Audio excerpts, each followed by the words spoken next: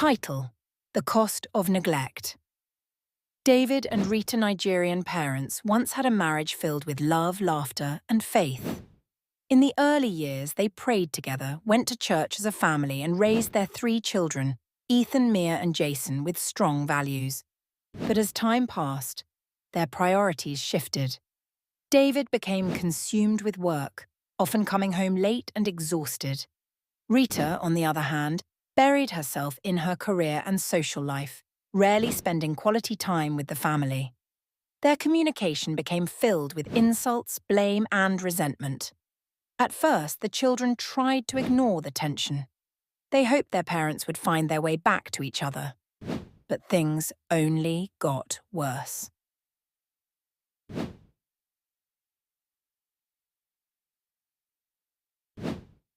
A house in chaos. Fights became a daily occurrence.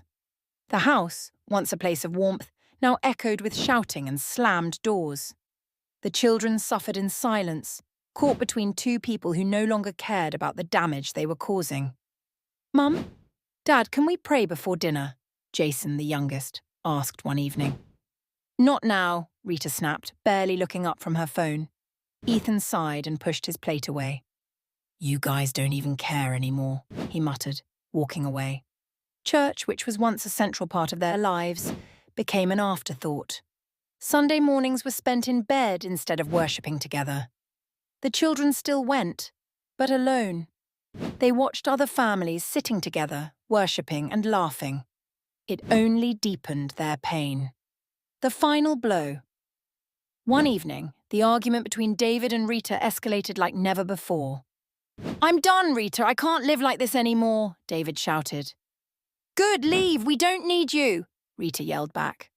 The children huddled in the hallway, silent tears streaming down their faces as their father grabbed his car keys and slammed the door behind him. That night, their family was broken beyond repair. The aftermath, the divorce, was finalized months later. David moved to another city, and Rita, though she stayed with the kids, was too bitter and distracted to notice how much they were hurting. Ethan, once a bright student, started skipping school and hanging out with the wrong crowd. Mia became distant, shutting out everyone around her. Jason, once full of faith, stopped praying altogether. Years passed, and both David and Rita began to see the consequences of their choices. They watched their children struggle with emotional wounds they had caused. No amount of money or personal success could fix what they had broken. One evening, as David sat alone in his apartment, flipping through old family photos, tears welled in his eyes. He whispered to himself, "I should have fought for my family, not against them." Rita, in her own quiet home, sat with the same regret. She had gained everything she once thought she wanted: freedom, independence, but lost the most precious thing of all: her family. They both realized, too late, that forsaking God and neglecting their marriage had not only ruined their own lives but had deeply wounded their children. But by then, the damage was already done. The end. By pst, bim.